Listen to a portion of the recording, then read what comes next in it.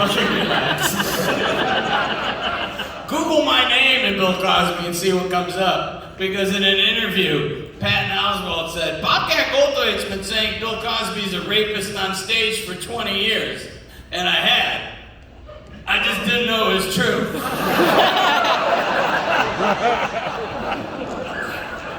I always got a creepy vibe from that dude. So I have a history. I'm not proud. I snap on people. I'm really good with my anger now. Like honest to God, I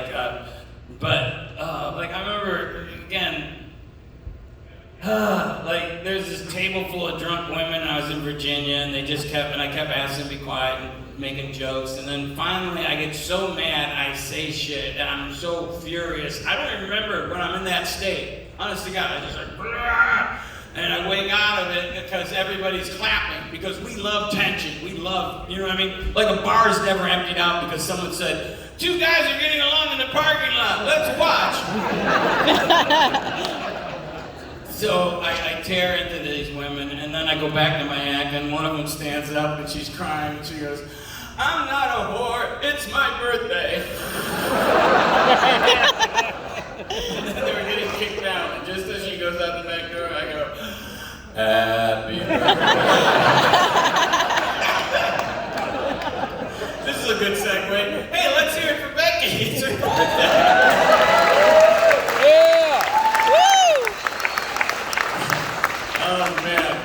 So I was, when my daughter went to school in Massachusetts, there was a car dealer there, a guy named Ernie Bach. You know, anybody from Boston or Massachusetts? So, is there a guy here that does his own commercials?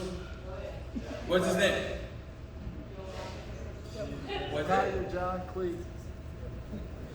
Man, it got quiet. It's not TV, I'm in the room. You're like... Tiger John Cleese. John Fleet? Cleek. Like in your... C-L-E-K. Yeah. Yes. No credit, no need for a loan. I knew you had that guy. What is his motto? No problem, no credit, no need for a loan. No need for a loan. No credit, no... How's he getting these cars back? It sounds like a guy that needs meth. He sells furniture. Come in with a rock and the car is yours. He sells furniture too. Well, Ernie Bach was that guy, and he'd be like, I'm Ernie Bach, Jr., come on down. So my daughter was going to school in Western Massachusetts, so my friend knows Tony. My friend Tony knew Ernie Bach, and he goes, Ernie will hook you up. And I go on a test drive with the guy, and he's kind of a tool, and I buy a car from him. Next day, I fly back to Los Angeles, and my daughter calls me when I get off the plane, and she's like, Dad, I'm at the mechanics. I'm like, and the mechanic gets on the phone, and he says, there's a hole in the engine block of this car. And I'm like, fuck. And so I should get a new engine? And the mechanic goes, no, don't do that, because there's a hairline fracture through the whole car. So yeah, this guy fucking sold me a piece of shit car, right? So I call him, and he ghosts me, he's no help. And then I go back to Boston to do a show, and I don't know why he would do it. He came to he was like in the 3rd row, and I'm like, hey, there's Ernie Bach. He sold me a car that had a hole in the engine block and a hairline fracture in the frame, and I fucking shit all over him. I'm kind of an asshole at this story. All right. So he gets her a better car and apologizes. Now let's jump ahead. I was sexting with a woman named Erica, and I didn't have my glasses on. Erica, Ernie, yeah. I sent Ernie Bach a filthy text in the middle of the night. And he answered it immediately. He's like, hey, Bobcat, I don't think you meant to send me this. Merry Christmas. It was Christmas. That makes this story even weirder. I was just racked with shame, and I was embarrassed. And then I was like, fuck it. I'll never see that guy again. Au contraire, my comedy friends. I was directing on the show Community.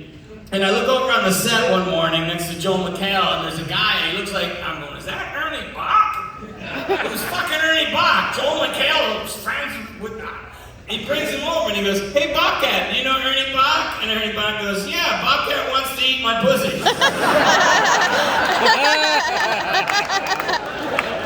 Still don't have the balls to face the audience when I tell that punchline. Turn away, shame. Hey, I've been going long, so if you gotta pee or get a new drink, go right ahead. I'm not gonna pick on you or something, but I'm doing a long show because there's fucking nothing to do here. Yep. So just tip your bar staff, and again, if you have to pee or get a drink, I won't make fun of you. I'm just gonna do a little bit longer. I did the worst gig I've ever done was the Gathering of the Juggalos, and yeah, whoop whoop, and fucking hell, it was unbelievable. Like, first of all, there's no security, there's no lights. It's just a big fence with stages set up. And people were taking bath salts. How do I know? Because there was multiple bath salt stands. There was competitively priced bath salts. People would just beat the fuck out of it. Like, they'd pick one juggalo and beat the fuck out of him. It was like Lord of the Flies, like, "Piggy, piggy!" And